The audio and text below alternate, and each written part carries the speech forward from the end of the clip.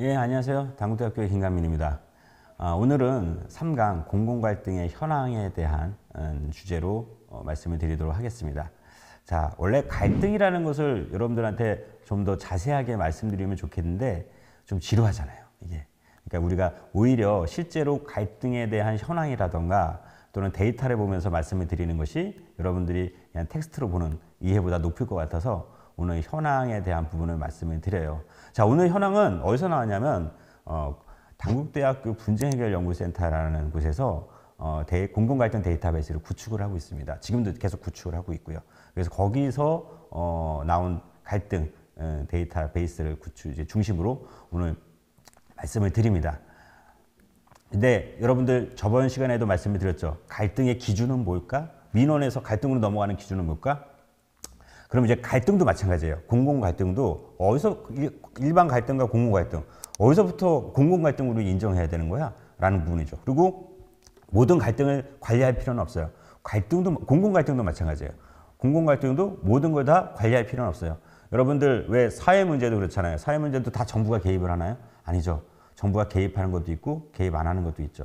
그래서 왜 사회 문제에 대한 개입이 하냐 마냐에 대한 갈등이 왜 발생해요? 국민의 혈세를 써서 해결을 하잖아요. 그러니까 왜 굳이 국가가 나서지 않아도 될 일을 국민의 혈세를 써서 해결을 할까? 라면서 이제 갈등이 발생하기도 해요. 그러면 이제 갈등 관리도 마찬가지죠. 이거는 굳이 관리를 해주지 않아도 되는데 왜 나서서 관리를 할까? 그럼 어디서부터 관리를 할까라는 부분들의 기준이 나옵니다. 오늘 공공갈등의 현황이 바로 그런 기준으로 만들어졌어요.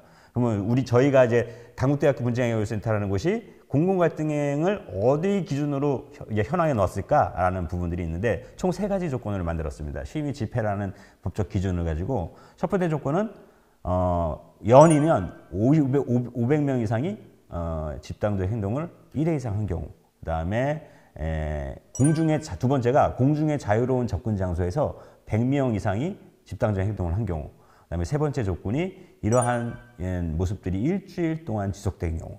이 3가지 조건이 만족되면 우리가 공공갈등으로서 관리해야 할 대상이다 라고 해서 A급으로 집어넣습니다. 그 다음에 하나가 모자라면 B급, 2개가 모자라면 C급인데 모니터링을 계속하고 있어서 시간이 충족이 되면 요건이 충족이 되겠죠. 그럼 A급으로 올라올지 안 올라올지를 결정을 해서 이제 다루게 되는 거죠. 이런 기준으로 저희는 이제 공공갈등 데이터베이스를 구축하고 다루고 있죠. 그래서 아마 다른 데하고는 조금 차이가 있을 수도 있지만 우리나라 공공갈등의 특징을 설명해 주는 데는 큰 차이는 없다라는 점 말씀을 드립니다. 그리고 본 데이터베이스의 현황의 기준은 시점은 1990년도부터 2016년도까지입니다.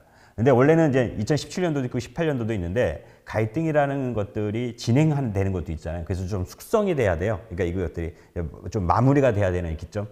한 2, 3년 좀 전에 마무리가 되고 재발이 없었는지에 대한 모습을 봐야 되기 때문에 2016년도를 대상으로 하고 있습니다. 공공갈등이 어떻게 지금 발생하고 있을까? 여러분, 공공갈등이 증가할까요? 감소할까요? 당연히 오늘 제가 이렇게 여러분한테 강의를 하는 이유가 공공갈등이 앞으로 증가하기 때문이죠.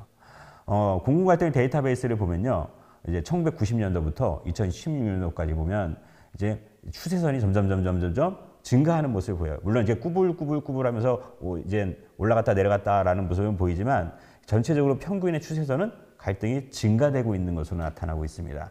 근데 이제 가끔가다 이게 올라갔다 내려갔다 하는 이유는 이제 정권에 대한 성격이죠.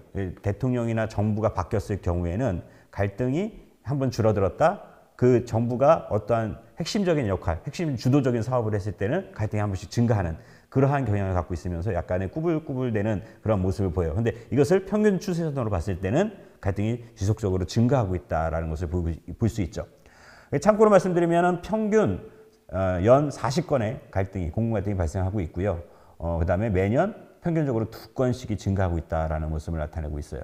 근데 요게 주춤이 된 적이 있어요. 언제냐면 이런 평균적인 모습이 2014년도와 16년도에 한번 줄어들었습니다. 그 이유가 뭐냐? 2014년도에 여러분도 아시겠지만 안타깝게 세월호 사건이 터지면서 갈등이 줄어들었어요. 왜냐하면 여러분 시위 집회라는 것이 외부의 관심과 이슈를 만들기 위함이잖아요. 근데 세월호 사건이라는 국가의 큰 슬픔이 생기면서 이런 관심을 받을 수가 없게 됐죠. 그러면서 이 갈등에 대한 부분이 좀 떨어졌고 또 메르스 사태가 터졌어요. 공공의 장소에서 모일 수 없는 그러한 메르스 사태가 터지면서 갈등이 한번 둔화된 것을 제외하고는 대부분이 다 이제 평균 40건 그리고 앞으로 갈등이 증가하고 있다라는 모습을 보이고 있습니다. 또 갈등을 저희가 특징을 좀 더 분석하기 위해서 유형, 그다음에 성격, 그다음에 종류별로 구분을 해봤습니다. 유형에서는 우리가 노동 갈등, 그다음에 계층 갈등, 지역 갈등, 환경 갈등, 그다음에 교육 갈등, 이념 갈등 이렇게 6가지로 구분을 해서 갈등을 살펴보고 있는데요. 가장 많이 발생한 것은 노동 갈등입니다, 여러분. 노동 갈등인데 이 노동 갈등은 사실 공공 갈등이라 보기 어렵잖아요. 그런데 이 노동 갈등 중에서도 누가 개입한 거? 정부가 개입했을 경우만 뺐어요. 그럼에도 불구하고 26%로 가장 높은 퍼센트를 차지하고 있어요. 그 중에서. 그리고 나머지 여러분들이 알고 있는 지역 계층이 21%로 이제 두 번째로 비율을 차지하고 있고요. 그다음에 나머지가 교육, 환경, 이념의 순으로 가고 있습니다. 이 환경 갈등은 증가율은 좀 높아요. 증가율이 높다라는 점 참고로 말씀을 드리고요. 근데 이제 이러한 갈등들이 노동 갈등이니까 노동 갈등, 지역이니까 지역 갈등 이렇게 한 모습만 나타나냐? 그렇지 않죠. 최초의 모습을 기준으로 저희가 갈등의 유형은 구분했지만 시간이 지나면서 지역 갈등이 갑자기 환경 갈등과 연결될 수도 있어요. 하지만 이제 최초 쟁점이 뭐냐는 것을 기준으로 이제 제시를 했다라는 점 참고로 말씀드리고요. 그다음에 성격이 있죠. 성격은 이익 갈등이냐, 이익 가치 갈등이냐, 가치 갈등이냐로 구분해 볼 수 있습니다. 당연히 이익 갈등이 많겠죠. 근데 이 가치 갈등이 27%가 나오고 있는데 사실 갈등 중반에 가면 이 가치 갈등이 이익으로 넘어오는 경우가 많아요. 왜? 1차 시간에 말씀드렸을 거예요. 1강 시간에. 표면적인 이해관계가 가치적인 경우가 많거든요. 그래서 이게 실질적인 내 욕구인 줄 알았는데 내 욕구가 아니야 라면서 나중에 알았을 경우 그래서 그것이 다 이익으로 넘어오는 경우가 많거든요. 그러면서 이익에 대한 퍼센티지가 더 높다고 볼 수 있죠. 그 다음에 이제 종류를 살펴봤는데 종류는 관민, 즉 정부 대 민간 갈등이냐 또는 민간 대 민간 갈등이냐 아니면 정부 대 정부 갈등이냐라는 것으로 구분을 하고 있습니다. 당연히 정부 대 민간 갈등이 당연히 많겠죠. 6%로 가장 많은데 민민 갈등이 좀 생각보다 높아요. 그 이유는 노동 갈등 때문에 그렇고요. 노동 갈등을 제외하면 낮겠죠. 낮는데 관광 갈등이 이제 최근에 좀 작지만 최근에 증가하고 있어요. 특히나 지방정부 대 지방정부 갈등이 너무 높아지고 있습니다. 여러분 지방정부 대 지방정부 갈등이 가장 많이 발생하는 이유는 인접자치단체 안에 비선호 시설이 들어가면서 이제 갈등이 많이 발생하는 것을 보셨을 텐데 꼭 그렇지만은 않아요. 최근에는 선호시설로 인한 갈등도 많아요. 예를 들어서 서울시 광진구와 구리시 사이에 아차산이라고 있습니다. 거기에 뭐가 발견되냐면 고구려 유적지가 발견돼요. 여러분 남한에서 고구려 유적지가 발견된 게 핫 아이템이죠. 그래서 이 자치단체들이 이것을 선점하기 위해서 1km 사이를 두고 서로 박물관을 건설해 쳐요. 지으면서 이제 경쟁을 하게 되죠. 그러면서 싸우죠. 싸우는데 결국에는 뭐 한쪽이 체험관으로 바꿔서 뭐 갖고 갔다라는 해결 방식으로 바뀌었는데 이러한 선호시설로 인한 갈등이 되게 많아져요. 요즘에. 근데 이러한 선호시설이 꼭 물리적인 시설로 인이냐? 아니에요. 비물리적인 시설로 인한 갈등도 되게 많습니다. 명칭 갈등도 되게 많아요. 여러분 왜 KTX 타다가 가시면 천안 아산역이라고 있잖아요. 두 가지 명칭이 여기 있는데 그게 맨 처음에는 천안에서 이제 야 여기는 천안역이야 라고 해서 딱 전화왔는데 아산에서 무슨 소리야 역의 지리적인 퍼센티지가 80%가 아산에 걸쳐 있는데 아산역이지 왜 옥신각신 싸우다가 뭐가 된 거예요? 천안 아산역이 된 거예요. 그런데 또 뭐 갖고 나중에 싸우느냐 아산에서 근데 왜 천안이 앞에 와 있어? 아산이 앞에 와 있어야지 아산 천안역에 해야지 그거 갖고 또 싸우는 거야. 근데 중요한 거는 아산이 앞에 왔냐 천안이 앞에 왔냐 그것이 이 지역사회에 영향을 미치냐 안 미치냐 긍정적인 영향을 미치냐 그거 중요하지 않아요. 팩트가 중요하지 않고 이해관계자 그렇게 생각한다는 게 중요하죠. 이러한 비물리적인 시설로 인한 요소로 인한 갈등도 점차 많아지고 있다라는 점들을 말씀을 드리고요. 가장 중요한 이제 관민 갈등이죠. 관민 갈등은 다시 쪼개봤습니다. 민이 주도로 한 정책으로 인해서 갈등이 많이 발생했냐 아니면 정부가 주도로 한 정책으로 인해 갈등이 발생했냐를 물어봤더니 역시나 정부가 주도로 한 정책으로 인해 갈등이 발생한 비율이 높죠. 근데 그러면 정부가 문제야? 라고 볼 수 있는데 그렇지 않아요, 여러분. 자, 보통 갈등이 발생하는 이유는요. 사업에 대한 성격을 보면 미래 지향적인 성격이 많아요. 즉 당장 문제점을 인식하는 것보다 앞으로 문제를 해결하기 위한 사업들이 많다는 거죠. 당장의 문제는 해결해야 된다는 거 모두 공감하잖아요. 그러니까 이 해결에 대한 걸 공감도가 높기 때문에 사업을 추진해도 뭐라고 하질 않아. 하지만 미래지향적인 정책들은 야 이거 정말 정부가 개입해야 될 문제야? 이게 이 수단이 맞아? 등등에 대한 부분들을 고민하기 시작하죠. 예를 들어서 여러분 4대각 사업도 마찬가지고 원자력 발전소도 마찬가지고 송전탑도 마찬가지예요. 당장 전류에는 문제가 없잖아요. 이러한 쓰임에는. 근데 앞으로에 대한 문제 때문에 지어놓는 거거든요. 그러니까 주민들도 야 앞으로 이렇게 문제가 되는 게 맞아? 그러니까 이게 정말 나한테 긍정적으로 올지 부정적으로 올지 못하는 변화에 대한 두려움 때문에 갈등이 발생하는 거거든요. 그래서 이러한 미래지향적인 정책을 정부가 주도를 많이 하겠죠. 근데 만약에 이게 민이 주도로 한 정책으로 인해서 갈등이 많이 발생한다. 그리고 정부는 문제가 아니다. 이것도 문제예요, 여러분.